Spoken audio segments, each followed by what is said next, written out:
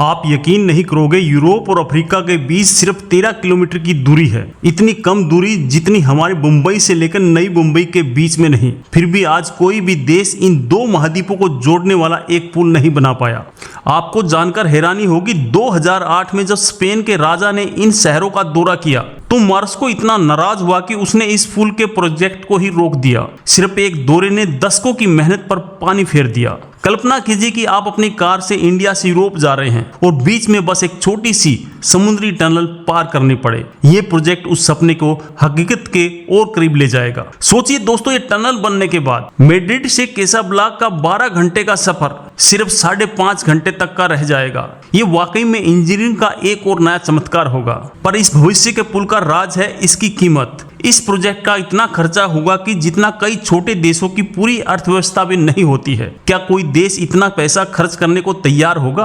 अगर ये प्रोजेक्ट सफल होता है तो इससे दोनों देशों की अर्थव्यवस्था को इतना फायदा होगा कि वहां के नागरिकों की जिंदगी बदल सकती है। क्या सरकारें इस सुनहरे मौके को हाथ से जाने देंगी? सोचिए दोस्तों, अगर ये पुल बन जाए तो अफ्रीका से यूरोप का सफर सिर्फ 30 मिनट का रह जाएगा। ये सिर्फ स्पेन और मोरक्को के लिए नहीं बल्कि पूरी दुनिया के लिए एक बहुत बड़ा रणनीतिक फायदा होगा। तो आखिर कौन सी ताकतें इसको रोक रही हैं? लेकिन गहराई से बड़ी एक छिपी हुई सच्चाई है। यहाँ का समुद्री तल दलदल की तरह है जिसमें ब्रेकिया और चिकनी मिट्टी भरी हुई है। ये इतना कमजोर है कि इस पर एक विशाल पुल के खंभे टिक नहीं सकते। और तो और दोस्तों, इसमें स्टील और कंक्रीट का पुल बनने से पहले स्पेन और मार्को को भरोसे और समझदारी का पुल पहले बनाना होगा, क्योंकि सबसे बड़ी चुनौती समुद्र में नहीं बल्कि दो देशों के दिलों और दिमाग में होती है। दोस्तों, आप सोच भी नहीं सकते, इस छोटे से रास्ते से हर साल करीब 1 लाख जहाज गुजरते हैं। पूरी दुनिया का 50% व्यापार इसी रास्ते पर निर्भर है। अगर ये रास्ता बंद हो गया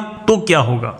लेकिन अब एक अमेरिकी आर्किटेक्ट ने एक ऐसा डिजाइन बनाया है जो इन सारी मुश्किलों को हल कर सकता है। एक तैरता हुआ शहर जो जमीन पर नहीं बल्कि पानी पर बनेगा और एक पुल की तरह दोनों महाद्वीपों को जोड़ेगा। तो अब दोस्तों, फाइनल प्लान क्या है? ब्रिज नहीं बल्कि एक अंडर वाटर रेल टनल। और ये सबसे छोटे रास्ते पर नहीं बल्कि एक लंबे और सुरक्षित रास्ते थ्रेशोल्ड रूट पर बनाई जाएगी, जहां गहराई कम और जमीन ज्यादा शिथिल है। सबसे पहली और सबसे बड़ी मुसीबत है इस जगह की गहराई। ये रास्ता इतना गहरा है कि अगर आप 3 एफिल टावर को एक के ऊपर एक रख दें तब भी वो पूरी तरह से डूब जाएंगे। दोस्तों, क्या आप जानते हैं एक इंजीनियर ने तो यहाँ पुल बनाने के लिए पूरे भूमध्य सागर को ही सुखाने का प्लान बना लिया था। उसका पागलपन भरा आइडिया था अंटलाट्रोपा नाम का एक नया महाद्वीप बनाना। और अब सुनी सबसे डरावनी बात, ये वही जगह है जहां यूरोप और अफ्रीका की विशाल टेक्टोनिक प्लेट आपस में टकराती हैं। यानी यहाँ का पूरा इलाका एक एक्टिव भूकंप जोन है।